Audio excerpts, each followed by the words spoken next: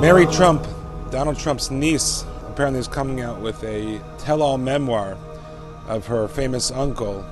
Mary has been estranged from President Trump for many, many years, and it promises to blow open the entire gamut of Donald Trump's behaviors and emotions, which I find quite amusing because if you don't know what Donald Trump is and who he is by this point, then you have been living somewhere under a rock recently. How do these leaders of these free nations, with the power of millions in their hands, become subject to such incredible scrutiny and vicious lies and slanders and even truths? Well, Moshe himself knew that this would happen.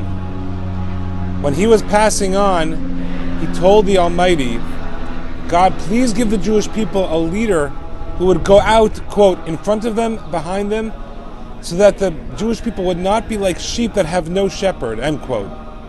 A very strange request from the Almighty. Why should they be like sheep that don't have a shepherd?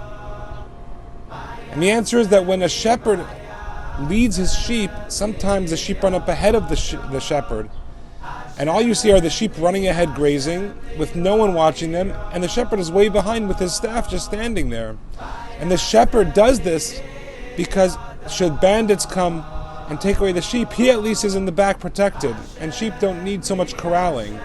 So Moshe is telling the Almighty, God, give them a leader who is visible, who will go out in front of them, that will not be like a shepherd that's standing in the back and protecting himself and not the people. So Moshe himself said that a leader will face scrutiny. He will be out front. He will be up on a pedestal for all to recognize and hopefully not to tear down. I think today, as I'm speaking to you, it's the 17th of Tammuz, the beginning of a time period called Bein HaMetzarim, between the straits, when when most of our calamities happened to the Jewish people, culminating in, of course, Tisha B'Av, the 9th of Av, when both temples fell and numerous other calamities occurred to our nation.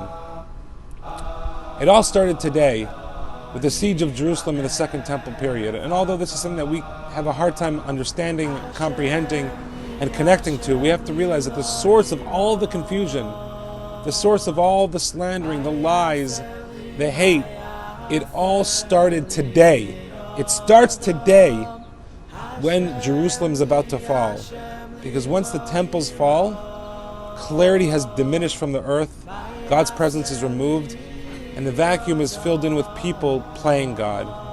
As we go through the next 3 weeks and we enjoy the beautiful summer day, let us try, although it is admittedly extremely difficult, to get it into our bones that, hey, the world is not sane, it's not supposed to be sane, and it's because of an event that happened a few thousand years ago when we lost the central house of God Himself, which made the way and paved the way for calamity, for confusion, and for Jews not recognizing the power of their own heritage and the clarity that they could attain, which is up to each and every one of us to give back to our fellow brothers and sisters.